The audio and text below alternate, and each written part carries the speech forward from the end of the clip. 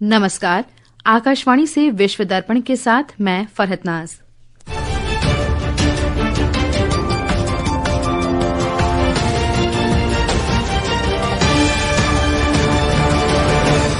भारत ने 100 गीगावाट सौर photo वोल्टेक module विनिर्माण क्षमता की महत्वपूर्ण उपलब्धि हासिल की। प्रधानमंत्री नरेंद्र मोदी ने सराहना करते हुए इसे आत्मनिर्भरता हासिल करने की दिशा में प्रयास बताया। अमेरिकी राष्ट्रपति डोनाल्ड ट्रंप की रूस के राष्ट्रपति व्लादिमीर पुतिन को चेतावनी, यूक्रेन में शांति के लिए बाधा बने तो गंभीर परिणाम भुगतने होंगे। पाकिस्तान में स्वतंत्रता दिवस समारोह में गोलीबारी के दौरान 3 लोग मारे गए और 60 घायल। और अमेरिका में अलास्का की राजधानी जूनो के निकट हिमनद झील में बाढ़ से लोगों को सुरक्षित निकाला जा रहा है।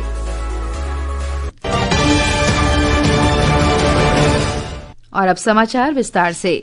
प्रधानमंत्री नरेंद्र मोदी ने भारत की सौर पीवी मॉड्यूल निर्माण क्षमता की उल्लेखनीय उपलब्धि और स्वच्छ ऊर्जा को लोकप्रिय बनाने के प्रयासों की सराहना की है। नवीन और नवीकरणीय ऊर्जा मंत्री प्रहलाद जोशी की पोस्ट को साझा करते हुए श्री मोदी ने कहा कि ये आत्मनिर्भरता की दिशा में महत्वपूर्ण उपलब्धि है। प्रधानमंत्री ने कहा कि इससे भारत की विनिर्माण क्षमताओं की सफलता और स्वच्छ ऊर्जा को लोकप्रिय बनाने के लिए सरकार के प्रयासों का पता चलता है। श्री जोशी ने सोशल मीडिया पोस्ट में बताया कि मॉड्यूल और विनिर्माताओं की अनुमोदित सूची के तहत वर्ष 2014 में सौर पीवी मॉड्यूल विनिर्माण क्षमता केवल 2.3 गीगावाट थी, जो अब 100 गीगावाट हो गई है। एक रिपोर्ट।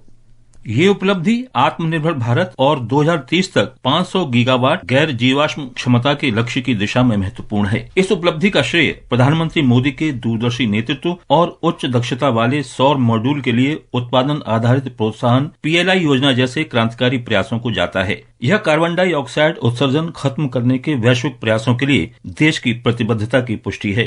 नवीन और नवीकरणीय ऊर्जा मंत्रालय ने 2019 में सौर फोटोवोल्टेइक मॉड्यूल्स के स्वीकृत मॉडल और विनिर्माता ALMM ऑर्डर पेश किया था, जिसकी पहली सूची में 8.2 गीगावाट क्षमता को शामिल किया गया था। केवल 4 वर्षों में यह क्षमता 12 गुना से बढ़कर 100 गीगावाट हो गई है। इसमें 100 निर्माताओं द्वारा 123 विनिर्माण इकाइयों का संचालन शामिल है, जो 2021 में 21 थीं। ये वृद्धि स्थापित और नई दोनों प्रकार की कंपनियों के योगदान को दर्शाती है। इनमें से कई कंपनी उच्च दक्षता वाली प्रौद्योगिकियों और एकीकृत संचालन को अपना रही हैं, जिससे घरेलू और वैश्विक मांगों को पूरा करने में सक्षम प्रतिस्पर्धी परिदृश्य का निर्माण हो रहा है। समाचार कक्ष से चंद्रशेखर शर्मा।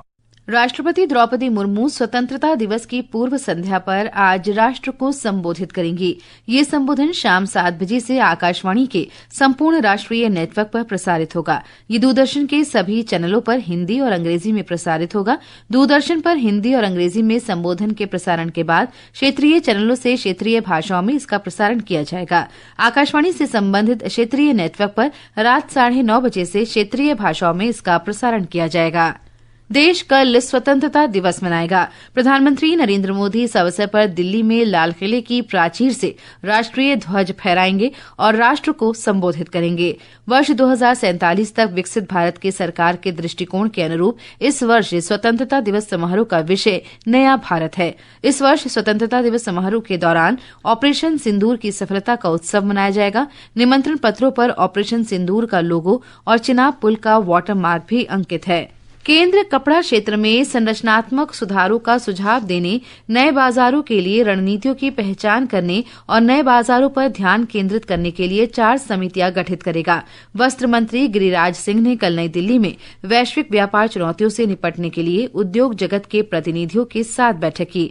बैठक में अमेरिकी शुल्कों की घोषणा और इस क्षेत्र के लिए विश्वसनीय और दूरगामी रणनीति तैयार करने पर भी चर्चा हुई। मुख्य आर्थिक सलाहकार V. अनंत नागेश्वरन ने कहा है कि भारतीय निर्यात पर हाल में लगाए गए अमेरिकी शुल्कों का प्रभाव अल्पकालिक होगा और 1 या 2 तिमाहियों में कम हो जाएगा। उन्होंने मुंबई में कहा कि रत्न तथा आभूषण, झींगा और वस्त्र जैसे क्षेत्र आरंभिक दौर में मुश्किलों का सामना कर रहे हैं, लेकिन अर्थव्यवस्था पर दीर्घकालिक प्रभाव सीमित रहेगा। विश्व दर्पण समाचार आकाशवाणी से प्रसारित किए जा रहे हैं। ताजा समाचार जानने के लिए आप हमारे social media handle X @AIR News Hindi को फॉलो कर सकते हैं। विश्व दर्पण में आपका फिर स्वागत है। अमेरिका के राष्ट्रपति डोनाल्ड ट्रंप ने कहा है कि अगर रूस के राष्ट्रपति व्लादिमीर पुतिन शिखर वार्ता के बाद यूक्रेन युद्ध रोकने पर सहमत नहीं हुए तो इसके बहुत गंभीर परिणाम होंगे। श्री ट्रंप ने यूरोपीय नेताओं के साथ कल वर्चुअल बैठक की। फ्रांस के राष्ट्रपति इमैनुअल मैक्रोन ने कहा है कि अमेरिकी राष्ट्रपति ने बहुत स्पष्ट रूप से कहा है कि वे अलास्का में अमेरिका रूस शिखर वार्ता में युद्ध विराम चाहते हैं। इसी बैठक में यूक्रेन के राष्ट्रपति वोलोदिमीर ज़ेलेंस्की ने बताया कि श्री पुतिन अमेरिका के राष्ट्रपति के साथ निर्धारित बैठक से पहले ही झूठ बोल रहे हैं। पाकिस्तान के कराची में स्वतंत्रता दिवस समारोह के दौरान अंधाधुंध हवाई गोलीबारी में एक वरिष्ठ नागरिक और एक 8 वर्षीय बालिका समेत 3 लोगों की मौत हो गई और 60 से ज्यादा लोग घायल हो गए। स्थानीय रिपोर्ट के अनुसार ये घटनाएं शहर के अलग अलग हिस्सों में हुई। अजीजाबाद में गोली लगने से घायल एक 8 वर्षीय बच्ची की अस्पताल ले जाने से पहले ही मौत हो गई। कोलंगी में एक व्यक्ति की गोली लगने से मौत हो गई। एक अन्य क्षेत्र से खुशी में गोली चलाने से एक और मौत की खबर मिली है। बचाव और राहत सूत्रों के अनुसार आधी रात के समय शहर में गोलीबारी और आतिशबाजी होने से दर्जनों लोग घायल हो गए। आज विभाजन विभीषिका स्मृति दिवस है। 1947 में आज ही के दिन भारत के विभाजन के दौरान हुई लोगों की पीड़ा और असहनीय कष्टों को याद किया जाता है। इस दिन राष्ट्र उन सभी लोगों को श्रद्धांजलि अर्पित करता है जिन्होंने 1947 में भारत और पाकिस्तान के विभाजन के दौरान अपने प्राणों की आहुति दी और अल्पकल्पनीय वेदना को सहन किया। देश के बंटवारे के कारण अपनी जान गंवाने वाले और अपनी जड़ों से विस्थापित हुए सभी लोगों को श्रद्धांजलि स्वरूप 2021 में भारत सरकार ने 14 अगस्त को विभाजन विभीषिका स्मृति दिवस के रूप में मनाने का निर्णय लिया था। अमेरिका के अलास्का में एक हिमनद झील से बाढ़ के पानी से खतरा होने के कारण राज्य की राजधानी जूनो के पास के लोगों को अपना घर छोड़ना पड़ रहा है। मेडनहॉल ग्लेशियर से बांध बनाए गए बेसिन से पानी बाहर निकलने लगा है, जिससे रिकॉर्ड तोड़ बाढ़ की आशंकाएं पैदा हो गई हैं। जूनो में राष्ट्रीय मौसम सेवा ने मेडनहॉल नदी का जलस्तर तेजी से बढ़ने और आसपास के घरों के लिए गंभीर खतरा पैदा होने से बाढ़ की चेतावनी जारी की है। कई दिनों की चेतावनी के बाद अधिकारियों ने पुष्टि की है कि पानी ने प्राकृतिक बर्फ के बांध को तोड़ना शुरू कर दिया है। कल सुबह तक नदी का जलस्तर 16 फीट से ऊपर बढ़ गया था, जो 14 फीट की प्रमुख बाढ़ सीमा से कहीं ज्यादा था। और अब खेल समाचारों के साथ हैं मुकेश कुमार बल।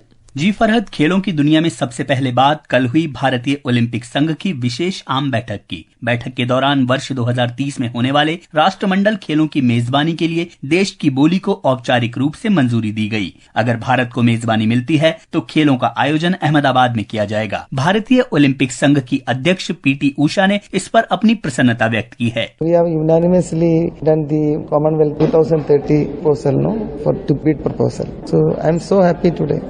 We have lot of facilities in most of the places. Ahmedabad it is there, Bhubaneswar it is there, and that we have yet decided actually. और फरहत, अगर बात करें क्रिकेट की तो भारतीय वनडे क्रिकेट टीम के कप्तान रोहित शर्मा को ताजा आईसीसी वनडे रैंकिंग में दूसरा स्थान मिला है। रैंकिंग में भारत के टेस्ट कप्तान शुभमन गिल पहले स्थान पर कायम हैं, वहीं विराट कोहली चौथे स्थान पर हैं। गेंदबाजी में कुलदीप यादव दूसरे स्थान पर हैं। इसके अलावा भारत के गुलवीर सिंह बुडापेस्ट में पुरुषों की 3000 मीटर दौड़ की गैर ओलंपिक स्पर्धा में अपने ही राष्ट्रीय रिकॉर्ड को बेहतर करते हुए 5वें स्थान पर रहे। उन्होंने शानदार प्रदर्शन करते हुए 7 मिनट 34.49 सेकंड का समय लेकर अपने ही पिछले राष्ट्रीय रिकॉर्ड को तोड़ दिया। फरहत, खेलों की दुनिया से बस आज इतना ही। वहीं हरियाणा के युवा मुक्केबाजों ने कल ग्रेटर नोएडा में सब जूनियर अंडर 15 लड़कों और लड़कियों की राष्ट्रीय चैंपियनशिप में शानदार प्रदर्शन करते हुए दोनों वर्गों में खिताब जीता। हरियाणा के मुक्केबाजों ने सर्विसेज को हराते हुए शीर्ष स्थान हासिल किया। लड़कों के वर्ग में हरियाणा ने 4 स्वर्ण 2 रजत और 6 कांस्य पदक जीतते हुए पहला, जबकि सर्विसेज दूसरा और उत्तर प्रदेश ने तीसरा स्थान हासिल किया। लड़कियों की टीम ने भी इसी सफलता को दोहराया। और अंत में मुख्य समाचार एक बार फिर। भारत ने 100 गीगावाट सौर फोटो वोल्टिक मॉड्यूल विनिर्माण क्षमता की महत्वपूर्ण उपलब्धि हासिल की। प्रधानमंत्री नरेंद्र मोदी ने सराहना करते हुए इसे आत्मनिर्भरता हासिल करने की दिशा में प्रयास बताया। अमेरिकी राष्ट्रपति डोनाल्ड ट्रंप की रूस के राष्ट्रपति व्लादिमीर पुतिन को चेतावनी, यूक्रेन में शांति के लिए बाधा बने तो गंभीर परिणाम भुगतने होंगे। पाकिस्तान में स्वतंत्रता दिवस समारोह में गोलीबारी के दौरान 3 लोग मारे गए और 60 घायल। और अमेरिका में अलास्का की राजधानी जूनो के निकट हिमनद झील में बाढ़ से लोगों को सुरक्षित निकाला जा रहा है। इसके साथ ही विश्व दर्पण का ये अंक समाप्त हुआ। नमस्कार।